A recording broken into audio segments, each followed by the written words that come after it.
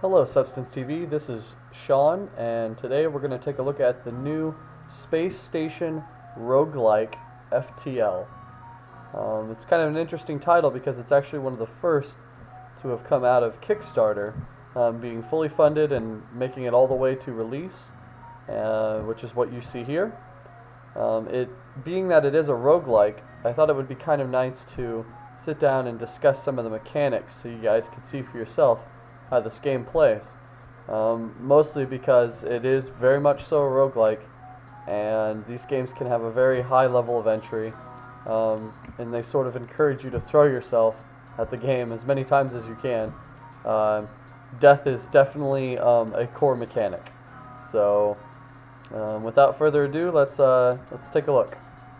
So we're going to start a new game. We're going to go ahead and use the basic ship. Don't worry if a lot of this is kind of complicated. There's a lot of menus and stuff. We'll sort of go through them as we go, but needless to say, these are your basic stats for your ship at the very beginning, and the levels that they have on it. These are the weapons that you're going to have at start, and these are the crew members we're going to have at start. So we're going to go ahead and play through the first couple areas, and we'll see how it goes. So first thing you're going to see is you're going to start out just floating in space, and you need to assign your crew members tasks. So I typically throw a guy here in ammunitions and throw a guy in shielding, and what this does for you is it actually gives you kind of a boost in those areas. It'll also level up your characters in those specific fields as they've sort of trained in them. You'll see there's also two more fields here, a wrench, which is their ability to repair, and a fist, which is for combat, in case an intruder warps onto your ship, or if you do the same. So we're going to go ahead and get started. This is the map. The map is randomly generated, and it's made up of 8 sectors. So we're going to go ahead and move to the next area, and I have no idea what's going to happen here. It's completely randomly generated. So it could be a battle, it could be a special event. So we'll see. So I've warped there. And what I've done now is I've apparently found a mining station, and he's given me 9 scrap, which is the currency of the game, and a drone, which is kind of a different type of support class item that you can use in the game. Some other things that are going on up here that I failed to mention. You have your oxygen levels, which you need to keep track of. Your evade levels, which will go up depending on upgrades, or again having units in your jet engine area. You have the health of your ship, the shield level of your ship, your gas, your missiles, and your drone points, which you spend to actually fire your drones out to help you. So nothing really happened there, so we're going to go ahead and jump again.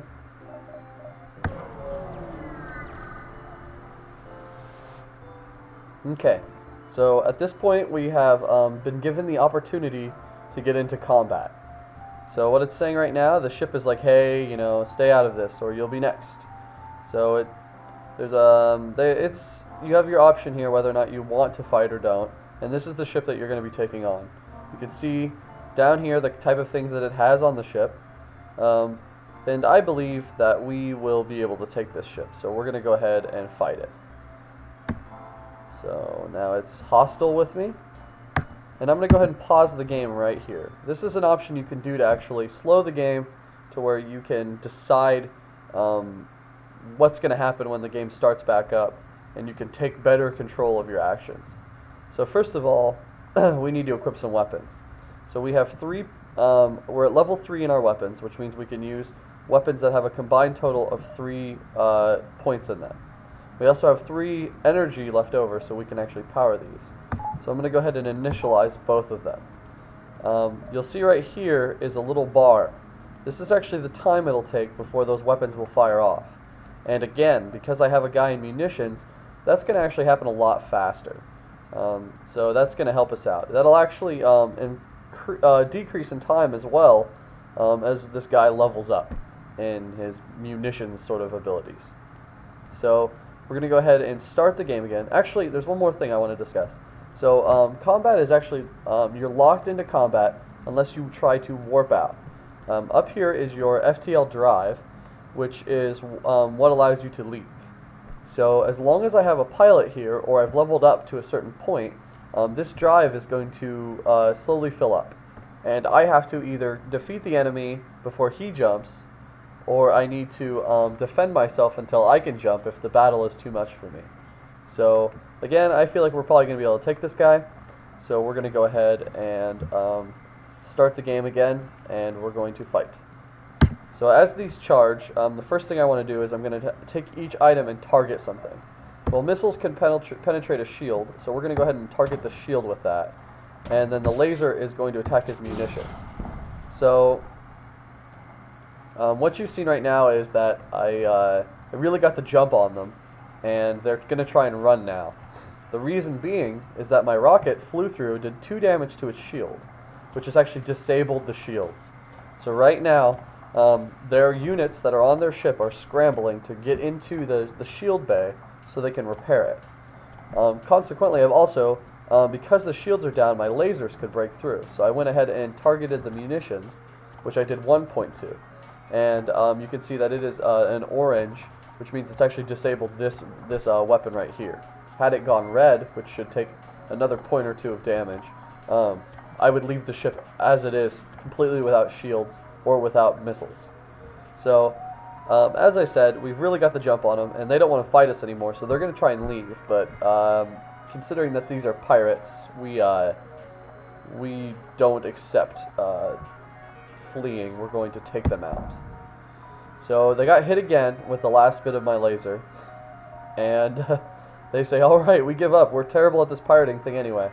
So they're actually offering sort of a peace, saying, "Hey, we'll give you 3 fuel, some drone parts, and 8 scrap to let them go." But being that we are spiteful here at Substance TV, we are going to say piracy cannot be forgiven, and we shall attack. So we're going to go ahead and say 2, and we will continue to fight. We're going to need to take out their drive so they can't flee on us, and we'll go ahead and attack their oxygen levels. In which case we've destroyed the vehicle. So at that point, this is kind of the gamble, is that when you destroy a vehicle, you typically don't get fuel, or you don't get you might get less of certain options because you've broken them, you've destroyed them, but you typically get more scrap, and scrap is very important.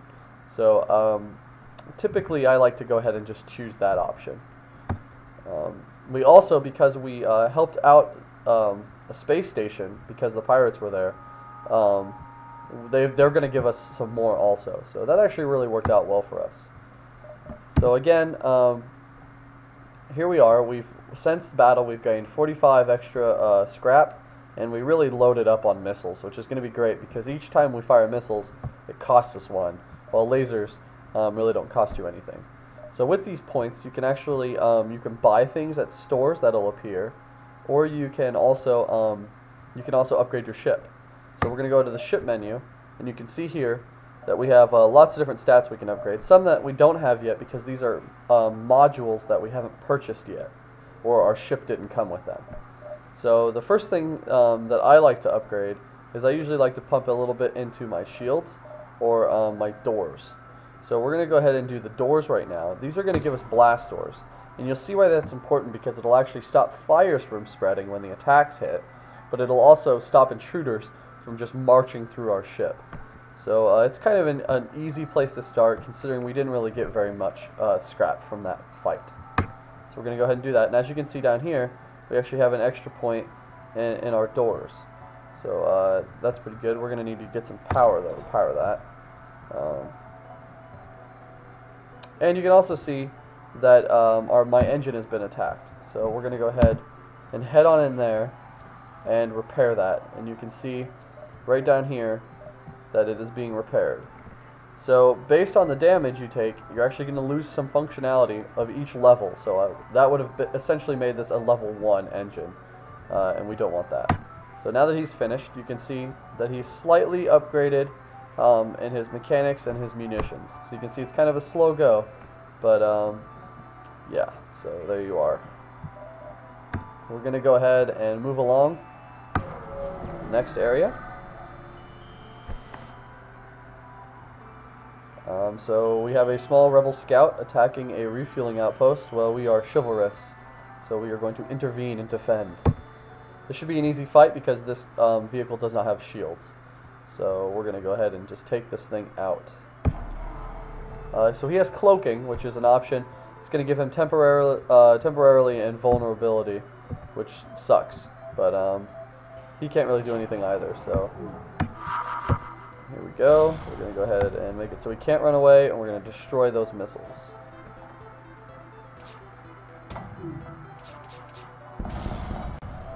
So he's been left pretty defenseless at this point. All we have left to do is clean up. Of course, he has cloaked in a very last-ditch effort. The interesting thing about these scouts, too, is they don't have anybody on board. If we actually upgrade our cameras, we could see that there are units that aren't on board, but much like with other roguelikes, you learn a lot from just playing the game as much as you can. And I've just, through habit, learned that those scouts don't have any actual people on board. So we gained a bunch of good stuff from defending the fueling base. This fuel is important, too, because every time we jump, it's going to cost a fuel to jump. So you can see that it does take quite a bit. So I'm going to stop for a second and talk about this beacon map here. This actually represents the world, but then again it also represents the forces that are actually chasing after you. So you can see every turn as we go, this is going to slowly sweep across the map. So while you can spend some time in each area leveling up, you can't spend too long, otherwise you'll have to encounter some serious forces, and we don't want that. So we've done really well in combat, so we're going to continue along that train, and we're actually going to go after this mission here. It's a distress mission that just happens to be right nearby.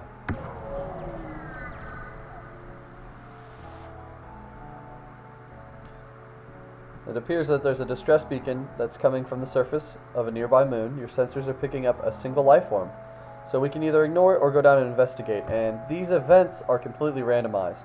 So sometimes we might get something good, and sometimes we might get something bad. So we're going to see what happens. So we went ahead and went down, and the colony seems to be recently attacked. We can explore the devastation and found a lone survivor. So we can actually invite him to join our crew, which he may or may not, or we could take him home to his family on a nearby planet. We're going to go ahead and invite him to join the crew. And he actually offers his services. So you can see that we have a new person in our party. Well, not person, it's actually an alien. And this is a mantis.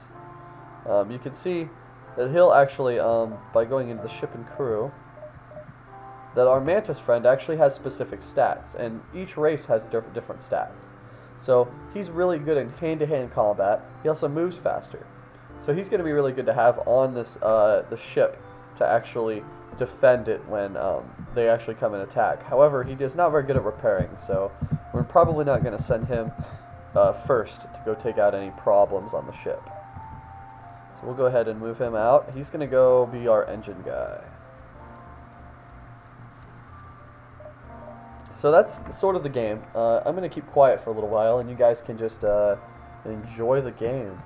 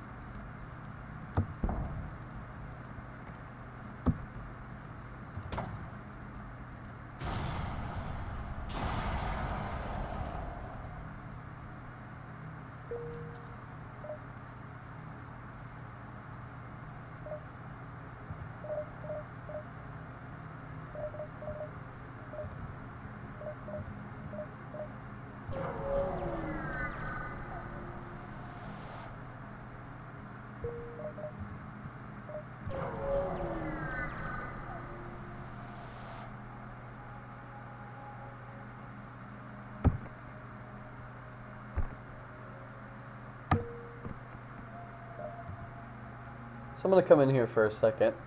This is actually the end of this sector. So once you've been here, you can jump one last time and actually continue on. Now this is the actual world map. And the objective is that we're actually trying to get all the way here to the end where we can warn the rebel fleet, or the Federation, that the rebel fleet is coming. So there are three different types of sectors. You have civilian sectors, which are a little easier, hostile sectors, which are pretty tough, and nebulous sectors. And nebulous sectors actually have a cloud, like a fog of war almost, on them, which will actually limit your ability to see and also limit the abilities of your ship. So they can be pretty tough and sort of a mixed bag. Unfortunately, we have to choose between bad and worse. So we're going to take this path in hopes that it's good. It's good in the long run. So here we go.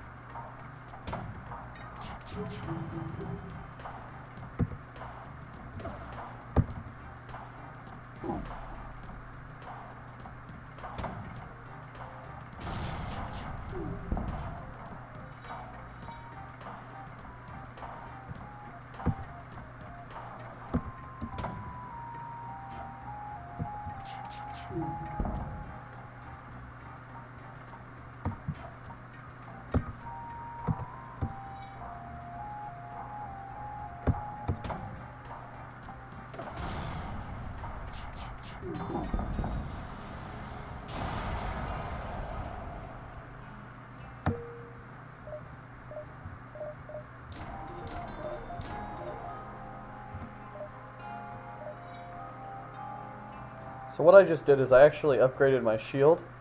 I put up the 2 points that are required to take it to its next level, and I've actually gained enough energy to. So I can actually allocate those points into my shield, which has given me a level 2 shield. So I can handle a lot more incoming attack.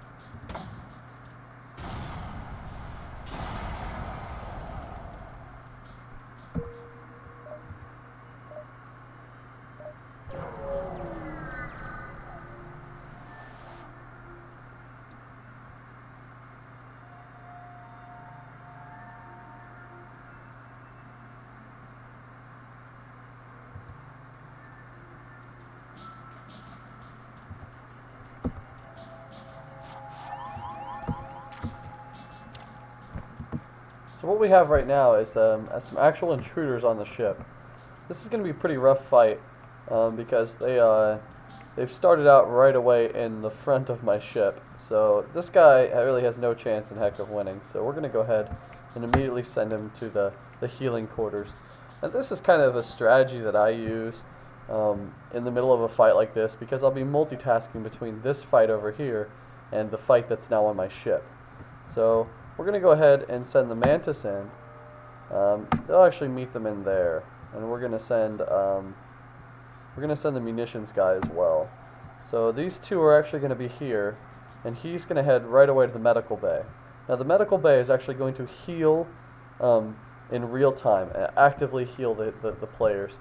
So a really cool strategy you can use is actually, if these Mantis can actually sort of make their way over here, you can battle within the medical bay, and that'll actually heal your people and not the enemies. So it's a really, really great tool.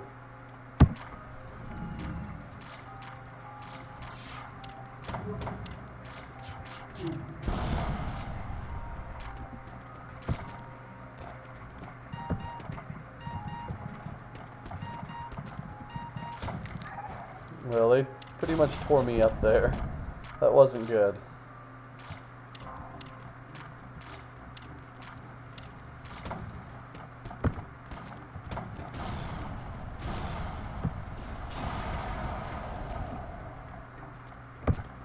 So even though that the combat is over with the ship, I still have to deal with the intruders. And you can see that my oxygen is actually low, which is quite an issue. And my flight control is broken, so I actually can't jump right now. So the oxygen is going to be depleting rapidly. And sometimes that can be a good thing, because if there's a fire on the base, you can actually open a door and sort of let all the oxygen out and wipe the fires out. But in this case, we definitely need to get the oxygen back. So right there, we finished that fight. We unfortunately lost our Mantis in the battle. He wasn't as combat ready as we wanted him to be. We're going to send him to oxygen, and this guy whose expertise is munitions, we'll just sort of send him back to where he was at.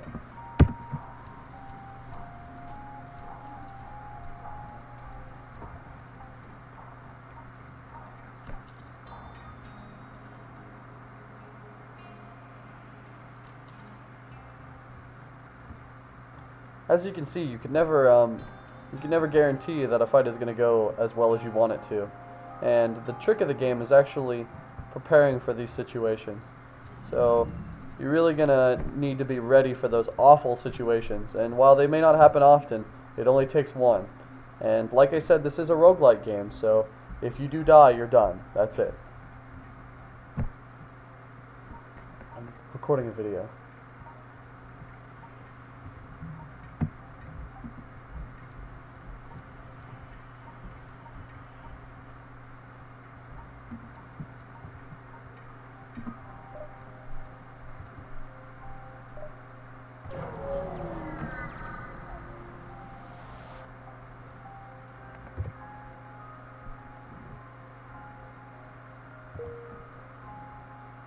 So we're now at the end of the second sector, with the rebel enemies closing in very, very quickly.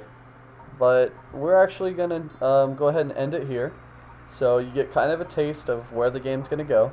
It features tons of ships, tons of different types of ships. They all feature completely different play styles and appearances. And situations, like I said, I've probably put in already about 10 hours in the game, and I still see completely new situations and experiences every time. So overall, I guess I'd almost consider this a review as well, because the game is just fantastic.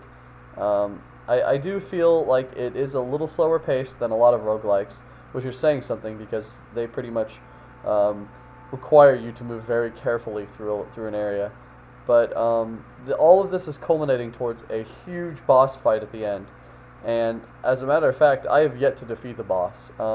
Even on missions or trips such as this, where I really look like I have a very strong handle on the situation, all it takes is that one fight where the enemy has exactly what your weakness is, and it's pretty much over.